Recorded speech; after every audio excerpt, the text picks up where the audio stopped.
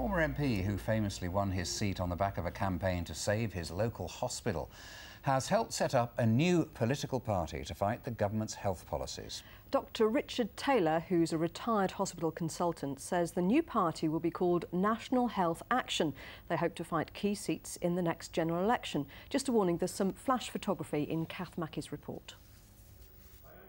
He was a symbol of people power. Dr. Richard Taylor became the first independent MP in the Midlands for half a century when he was elected in the Wyre Forest in 2001. Back then, his ticket was the campaign to save Kidderminster Hospital. Fast forward to 2012, and although no longer an MP, it's his anger over government changes to the NHS that's behind a new assault on Westminster. He's helped set up a new political party, National Health Action. It is anger at getting elected on a promise of no reforms and then bringing in the biggest reforms through since the NHS was founded. The government says it's introducing these measures to defend the NHS because unreconstructed it's just not affordable. We would absolutely agree with that. It is unaffordable because of increasing longevity and the cost of treatments, but the changes they are putting in are the wrong changes. He hopes doctors, nurses and other health professionals will fight up to 30 seats at the next general election. The initial thought is that we would be targeting coalition MPs who have blindly supported these changes. Dr. Taylor lost his seat in 2010 to the Conservatives. The next general election's due in 2015, by which time he'll be 80. So in 2015, will you be tempted to stand? Obviously I'm tempted. I have not made a decision either way. I'm not going to get any younger. He says there are thousands of emails in support of the new party. Dr. Taylor galvanised the voters once before. If he does it again, National Health Action could be on its way to Westminster. Kath Mackey, BBC Midlands Today, Kidderminster.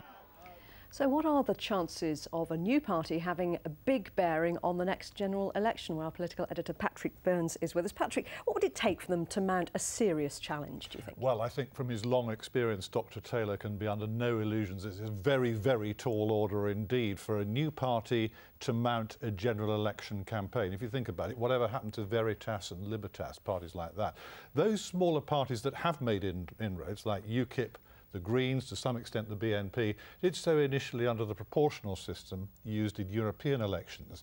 In a national first-past-the-post election, well, Caroline Lucas for the Greens. Beyond that, it's hard to think of anybody from the general election in 2010.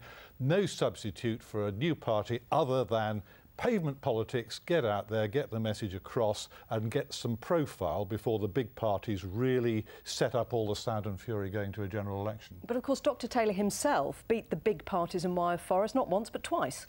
He did indeed, Mary, but of course at that stage the hospital issue there in Kidderminster was frankly the only show in town, wasn't it?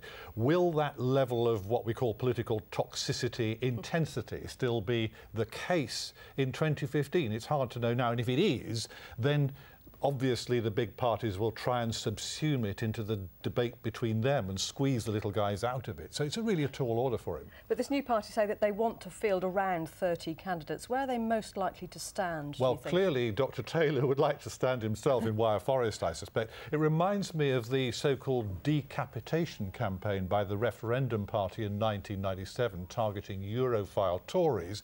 They didn't win any seats in the House of Commons for all of Jimmy Goldsmith's billions, but they did a lot of damage to the Conservatives. Interesting stuff. Patrick, thank you very much. Now, stall aside